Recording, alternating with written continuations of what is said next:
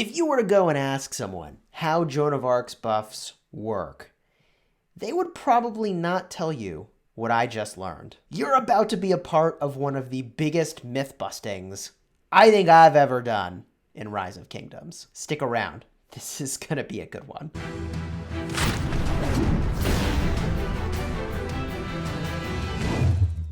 Hello my friends and welcome back. In this video, we are gonna bust up the biggest myths about Joan of Arc. Do her buffs stack? Do her buffs apply to Garrison? Oh my goodness, you thought you knew the answer? You probably were wrong on this one, because I know I was.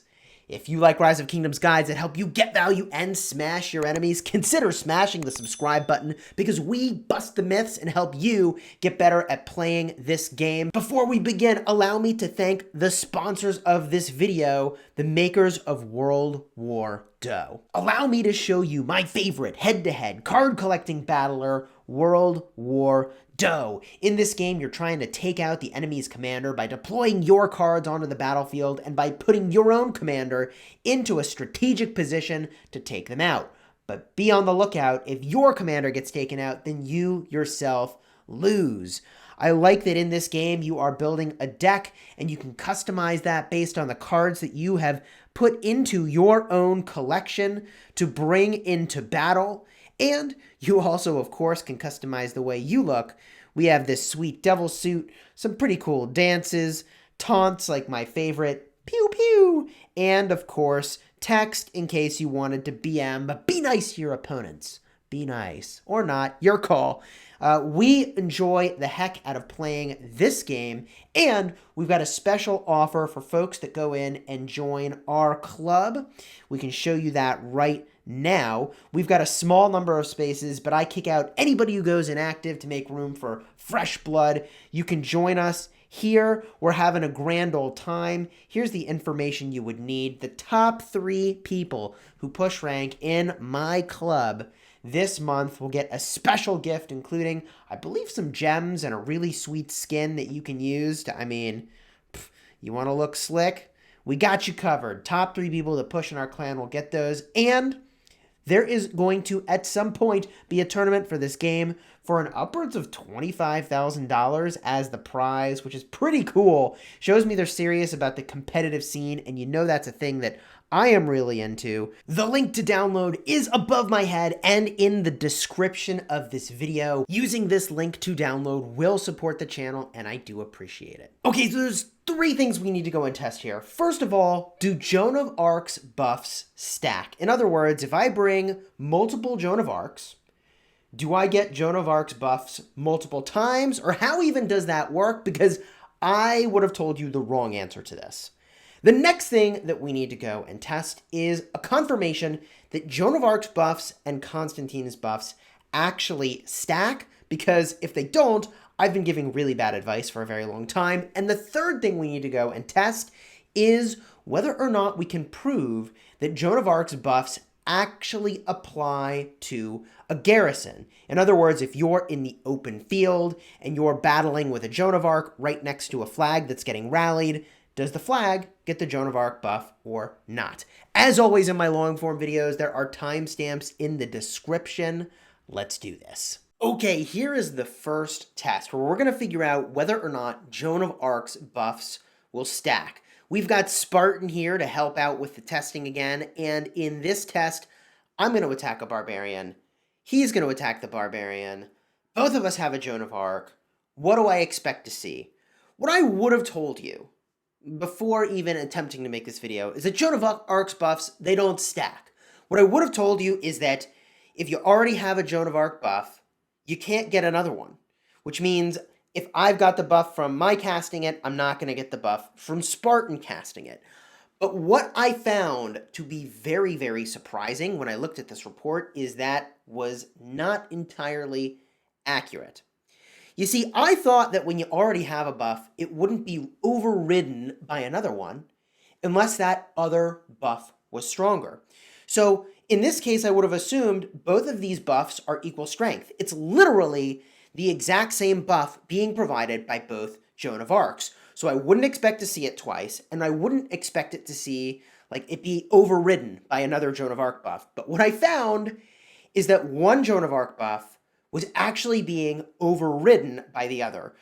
You can see here we found the Joan of Arc buff effect, and I've got it for 3 turn duration remaining, and then 2 turns, and then 3 turns again. So it turns out multiple Joan of Arcs is really, really good, because that means it will extend the duration of the buffs that you're getting, even if the casting of them is not perfectly synchronized, so that when one Joan of Arc buff ends, another one picks up. I feel this is really good proof that having a couple Joan of Arcs in an area is really, really good, so that you can have nearly 100% uptime on those sweet, unbelievably powerful Joan of Arc buffs, generating 50 rage a second, 30% cavalry defense, 30% infantry health, and 30% archer attack. Yeah, I did that off the top of my head, but I've been looking at a lot of these reports lately. Okay, so this was really compelling. The next thing I need to go and prove is that Joan of Arc's buff actually stacks with a Constantine buff. All right, so here we are battling this barbarian. Spartan is with me. He's got the Joan of Arc. I've got Boudica with Constantine. That way we've got both of those buffs covered. What do I expect will happen in this report? I would expect to see that the damage taken reduction of Constantine is a different effect than what we're getting from Joan of Arc, giving a bunch of stats, giving rage restoration, and that both of those effects will be present in the report at the same time, making you basically like a superpower. It's why I've always advocated that both of these commanders are so good in a group fight, hitting all nearby marches. By the way, did you not see my last video? Card up in the top where we talk more about how Joan of Arc works in group fights. So here we go, we look in this report, this is where we should see the Edict of Milan, which is the name of Constantine's skill, aligning with Joan of Arc's buffs, and there's the Edict of Milan, and let's see here, Divine Revelation, there it is. There it is, Edict of Milan and Divine Revelation in the same terms. They're not actually overriding each other in any way, they all apply, which is gangbusters. That is very good. Okay, so this next test is actually a bonus. When I was chatting with Spartan, we realized that his Constantine doesn't have the first skill maxed yet. So we thought we'd just go and test whether or not my max first skill Constantine, which gives 10% damage taken reduction, would stack with the 8% damage taken reduction of his Constantine. So we've got 2 Constantines hitting the same target, and this is going to work out actually exactly the way that we would have expected. In this case, the buffs do not stack. The stronger effect prevails. There were no times when his 8% buff would override my 10% buff, and my buff would always last the full duration and would override the casting of his if that were to happen. So there is the Edict of Milan, and that would last a solid 5 turns. We never had any instance in this log, and this goes on for a while, so I'll cut this a little bit short, where his effect overrode my own. Okay, this next test, this one right over here is the moneymaker. Everyone talks about how Joan of Arc buffs the garrison. I believe this to be true, that a Joan of Arc, if near a garrison, applying her buff would give those buffs to the garrison. So we set out to prove whether or not that is right, because people have been doing this for a very, very long time under the belief that it would work. Now, I have to call attention to the fact that we are testing this out right now in an Ark of Osiris practice match. So it is conceivable that an Ark of Osiris practice match works differently somehow than a real-world condition. But as this battles out, I would be very curious for you to leave a comment down below as this is playing. What do you think is about to happen? Do you think Joan of Arc's buff is going to apply to the garrison? Right? We've got somebody else attacking the garrison, and we've got me with Joan of Arc attacking the person who is attacking the garrison. I really would have expected the Joan of Arc buff to apply to the garrison, especially if you watched my video yesterday, which I would encourage you to go watch. I've already included that card to this video. You can check it out later, where we proved that you absolutely do buff nearby marches in the open field. with the Joan of Arc buffs. But does it work in the garrison? I'm going to jump ahead just a little bit in the footage here so we can get right into the report. This, my friends, I found to be fairly astonishing. Now, we're using City Keepers. Why are we using City Keepers? Among other reasons, there's not that many buffs that City Keeper has. These City Keepers happen to be stripped of all talents, so in this report, there's no talents showing up to get in the way. All there is basic City Keeper goodness. So it makes it very easy to go and look in the report, which we're going to do right now. Here is the garrison. We go into the battle log. We're looking for Divine Revelation. Divine Revelation. Still looking for Divine Revelation. Looking for that Divine Revelation. We're now 17 turns in, looking for Divine Revelation. 20 turns, 22 turns.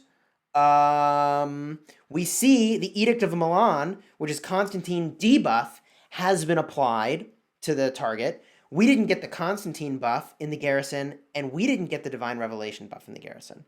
That's right, we attacked an army hitting a garrison with a Joan of Arc Constantine, and neither Joan of Arc nor Constantine's buffs hit the garrison. So for those of you that thought all along you've been buffing the heck out of a garrison by having your Joan of Arc nearby or a Constantine nearby, turns out if this is any indicator, that doesn't work that way. Okay, now we have the final bonus test here, which is going to be figuring out whether or not we can buff a rally with Joan of Arc and Constantine. So we have rallied the obelisk, and we are swarming that same obelisk with Joan of Arc and Constantine. The result of this, I would expect to be the same if you're hitting something in the open field rather than swarming down a structure. So I think this would work in other contexts as well, where you really wouldn't want to swarm down a flag with a Joan of Arc and a Constantine. You'd hit something in the open field, hopefully, and quite frankly, with the presence of area of effect damage these days, it seems harder and harder to get this to work out in a way that would be favorable for you. Maybe you hit the counter rally will be the way to do it, but when we look into the logs, we look for Constantine's buffs, we look for Joan of Arc's, and boom, there they are. So you can buff a rally with Joan of Arc and Constantine, and there are implications here. You should really try to make that happen if you can. If it means hitting a barbarian nearby that's, you send a low amount of troops that goes on for a while, you should do that. If it's fighting in the open field, you should do that. But beware that the defender of that garrison might have some area of effect damage sitting around to completely wreck you, and then you lose a lot of the benefit. To wrap things up, we've got a clip of me swarming my own city for giggles here. This is my farm that I'm going to hit with my main. No expansions involved. We're going to get obliterated. I think that's in part because Ark of Osiris gives you a 200% attack boost, which is kind of nuts. Anyways, the conclusions. First and foremost, Joan of Arc buff does, in fact, refresh its own duration, but does not stack. So if you have a Joan of Arc buff and then somebody else casts it nearby, it will refresh the duration of those buffs, which is great. Constantine and Joan of Arc's buffs do, in fact, stack. However, if you are in a garrison and a march nearby tries to give Joan of Arc or Constantine buffs to the garrison, that will not work. Myth busted.